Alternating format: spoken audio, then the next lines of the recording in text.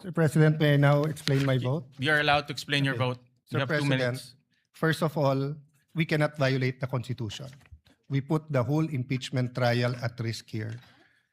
What Senator Tito Soto, former Senate President, what his staff did not tell him is that there is such a thing as procedural due process, and that who presides goes into due process and fairness. The Latin term that he mentioned was for enumerations. That when there are enumerations at hindi kasali doon, in this case, there was a statement that in only one case it would be the Chief Justice, because member of the Constitutional Commission who became Chief Justice, Davide, was going to amend precisely the Constitution to state the Senate President shall preside. But upon explanation by the sponsor that it is understood that it is the Senate President, then it should be the Senate President. And dun sa sinabi ni Senate President Soto that ang gusto ng tao ay mag-umpisa na, precisely, kanina pa dapat tayo nag-umpisa kung nag-preside ang Senate President.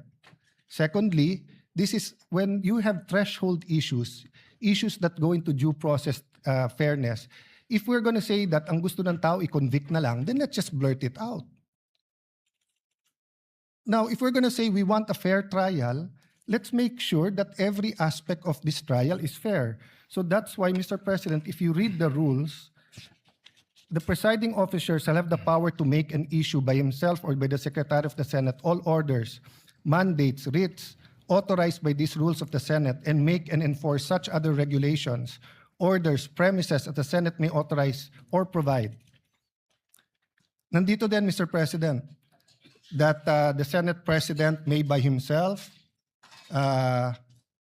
or bottom line, Mr. President, pwedeng mag-decide ang Senate President o sa atin.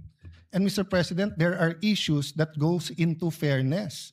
You know, the AMLA will be a witness here. And I have information that the 20 years AMLA records of Senator Escudero and his credit cards and bank accounts were all opened up in the office of the Senate President, where members of the Blue Ribbon Committee was here. Then we're going to ask him to preside. So there's a problem with this. Is my explanation. This is my explanation. This is my explanation. To the gentleman This is from Taguig. factual, and this is my explanation. So I will stop there. With all due respect, your statement's already out of order. It has nothing to do with the topic on hand. No, Mr. And President. the presiding officer will strike off. It has all to do with this. Will strike off. It has all to do. The I do not, statements Mr. President, pertaining to Senator Mr. Escudero. President, kaibigan ko si I Senator direct the Escudero. stenographers to I strike don't off doubt these him. statements. He is the victim here. I'm not doubting him. I'm not doubting he will be fair.